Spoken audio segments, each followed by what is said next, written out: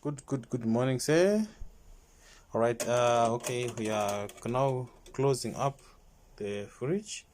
So this is the new copper cutlery tube which I put, and also here we also closed the condenser is back.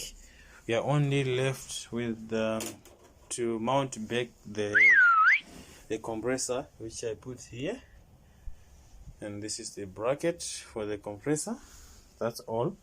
And then we test it. So I think we will finish today, then we let it run the whole night, that we can do some operations. And I also put the new door hinge there for you.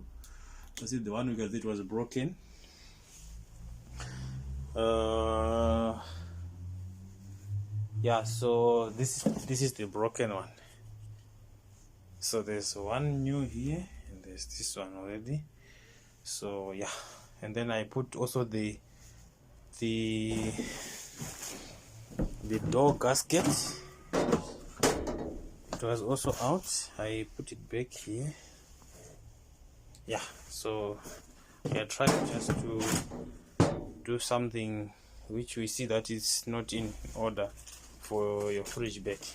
But yeah, don't worry, I'll keep you updated.